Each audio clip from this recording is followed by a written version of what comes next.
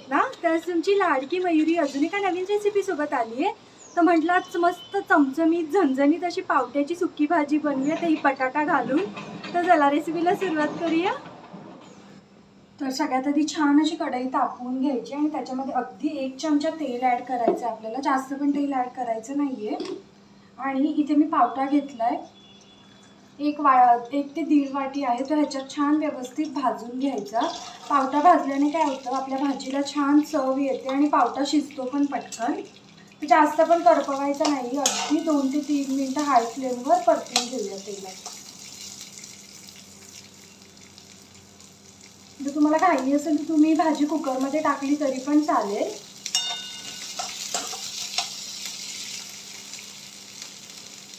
पण आज मी कढईत बनवणार आहे। मी आधी ना कुकरमध्ये पावट्याची भाजी झटपट कशी बनवायची ह्याचा व्हिडिओ देखील पोस्ट केला आहे, तो तुम्ही बघू शकता। पण आधी सुकी भाजी बनवतोय आपण, तेही कढईमध्ये। टिफिनसाठी वगैरे बेस्ट ऑप्शन आहे हा, तुम्ही कुकरमध्ये पण बनवू शकता।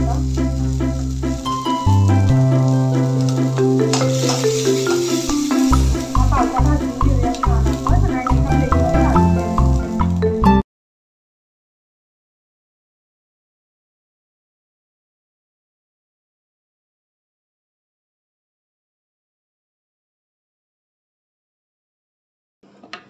तर व्यवस्थित असा मी पावटा तेलात भाजून घेतला आणि काढला एका प्लेटमध्ये। आता त्याच कढईमध्ये मी 2 ते 3 चमचे तेल घेतलीये। तेल मस्त तापू द्यायचं आपल्याला। मग त्याच्यामध्ये जिरी मोहरी ॲड करायची आहे। जिरी मोहरी छान तडतडली की त्याच्यामध्ये कांदा टाकायचा आपल्याला। जिरी मोहरी छान तडतडू द्यायची म्हणजे जेणेकरून भाजीला छान असा खमंग वास येतो आपल्या। आता त्याच्यामध्ये मी एक बारीक चिरलेला कांदा ॲड करते। कांदा मस्त गोल्डन ब्राऊन कलर येईपर्यंत परतून घ्यायचा तेलात आपल्याला। तर मंडळी बघू शकता आपल्या कांद्याचा कलर चेंज झालाय। सो मी इथे आता ना 1 ते 1.5 चमचा हे हिरवं वाटण ॲड करते। ह्याच्यामध्ये मी सुकं खोबरं, अद्रक, लसूण, मिरची आणि कोथिंबीरीचा वापर केलाय। पाण्याचा वापर बिलकुल करायचा नाहीये हे वाटण करताना। आणि हे वाटण टाकलं ना की जरा गॅस बारीक करायचा, नाहीतर वाटण चिकटतं आपल्या कढईला।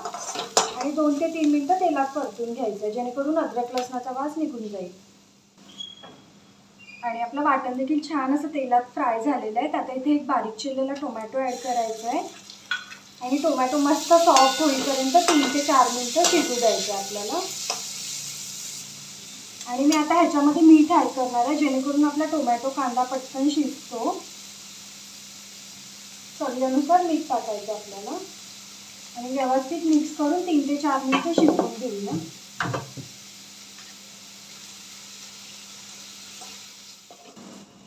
तर बघू शकता मंडळी, छान असा आपला टोमॅटो देखील मेल्ट झालेला आहे। आता ह्याच्यामध्ये आपण बाकीचे मसाले टाकूया।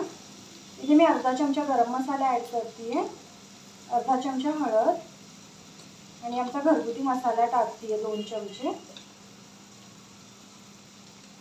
व्यवस्थित मिक्स करून घ्यायचं आणि हे पण 2 मिनिटं ना चांगले मसाले तेलात परतून घ्यायचे आपल्याला। छान असं तेल सुटू द्यायचं बाजूने। तर बघू शकता छान असं चारी बाजूने तेल सुटलेलं आहे आपल्या भाजीला। तर आता ह्याच्यामध्ये आपण हा भाजून घेतलेला पावटा ॲड करायचा मंडळी। आणि मी इथे एक बारीक चिरलेला बटाटा ॲड केला। पावट्याची भाजी आणि त्यात बटाट्याने असं कसं होईल, मला तरी खूप जास्त आवडतो। तर पावट्यापेक्षा मी बटाटा जास्त खाते भाजीमधला।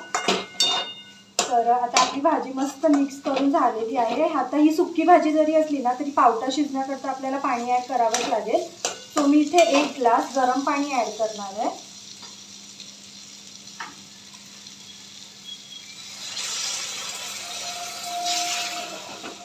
एक ग्लास मी गरम पाणी ॲड केलं। आता झाकण ठेवून छान अशी पावट्याची भाजी शिजवून घेऊया।